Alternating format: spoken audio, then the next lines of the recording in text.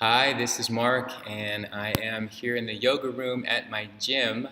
This might be my last visit for this 365-day video project reading the daily readings from the Golden Present Daily Inspirational Readings by Sri Swami Satchidananda, nearing the end of this massive project that it's been for me. And this is the reading for December 18th, and the topic is there is an unseen guide behind everything. Don't be concerned with how to set priorities in your service. When your mind is clean and neutral and you are selflessly serving, you will be able to hear your own conscience telling you what is to be done first. Priority depends on urgency as well as your own capabilities. If someone has just been hit by a car, do you need to worry about your priorities?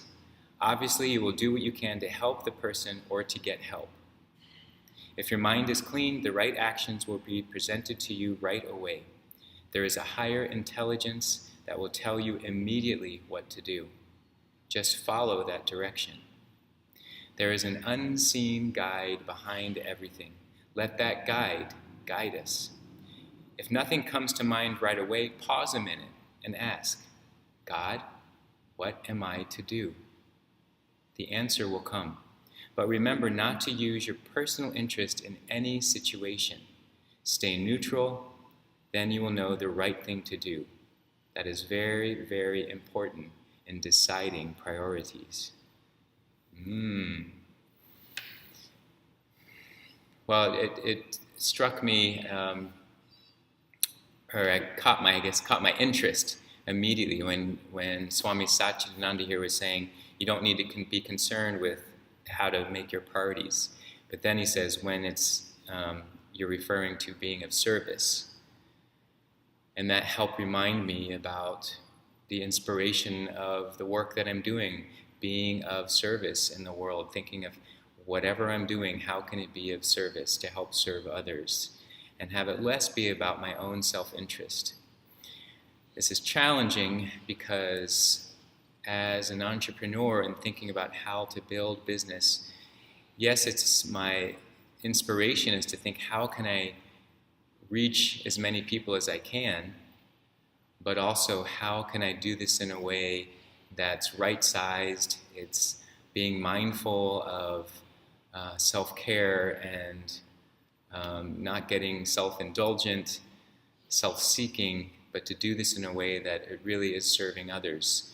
And there's no harm in wanting to serve hundreds, thousands, millions of people.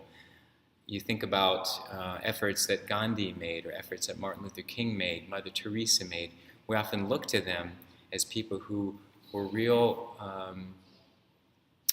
in a way they were entrepreneurs of well-being. They had a vision of something larger and bigger than most people were thinking at the time, or people were thinking of it, but how could they really manifest it? What was the way to bring this out into the world? And something in them rose, or some energy channeled through them to raise them up, to be able to be of really massive service in the world. And not that I'm comparing myself to them, but just, letting that be an inspiration to think about how can I think big in a way that doesn't feel like it's like corporate big, but it's just a way of like well-being big, humanity big. So I like that he says, here when you're in that moment of, you just know with all clarity, it's when the mind is calm, when there's a sense of peacefulness about us. When we're stressed out, when we're fatigued, when we're overwhelmed, we feel like we have so many things to have to take care of, it can be difficult to know where do you start. And I find myself in that situation at times.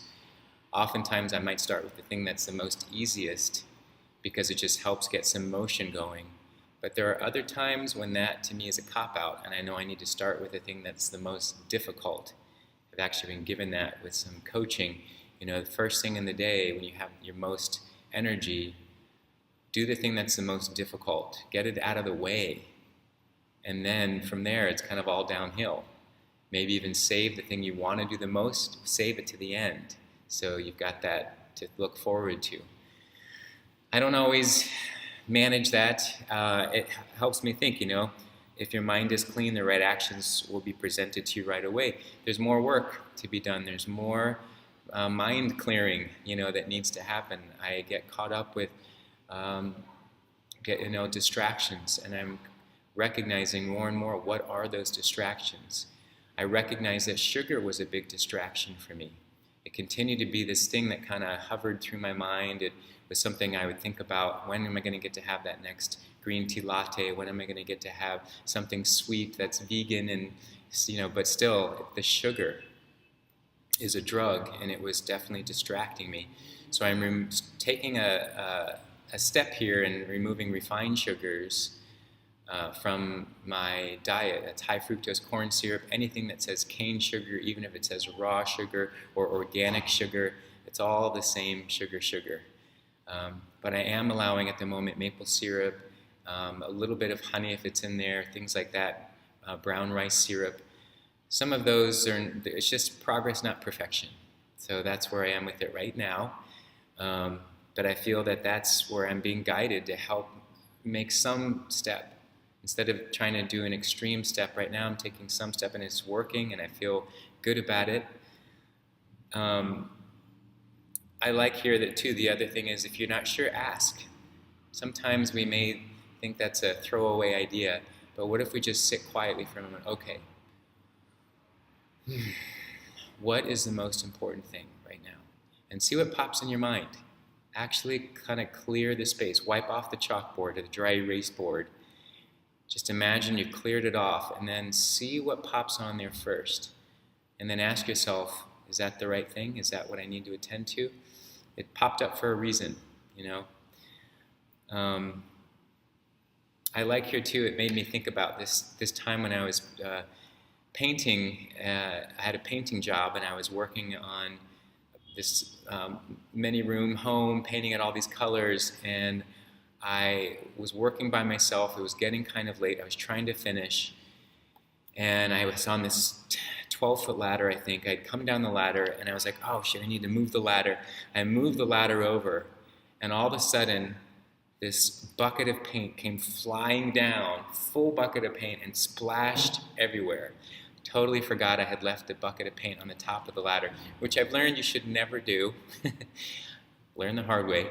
Splattered everywhere. I got paint all over these velvet curtains, paint that got all over all these things in this closet, photo albums, papers, the floor, this beautiful hardwood floor. And immediately I had to think, what is the first thing I need to do? What is the first thing I need to do? And I wasn't sitting there like going, oh no, what am I, it's terrible, this is horrible. It was like, what's the first thing I gotta do? Time is of essence, the paint is latex paint, it's gonna dry. So I immediately went to the curtains first, started flushing it with water. I got buckets of water and was flushing it. I knew the floor would be fine, so I ignored the floor, got water all over the floor, but flushed the curtains with water. Started to move out these photo albums and papers and started wiping them down. It was mostly just the outside covers, knowing those were precious, irreplaceable things. And it just was like my mind knew what to do, and it was able to manage it.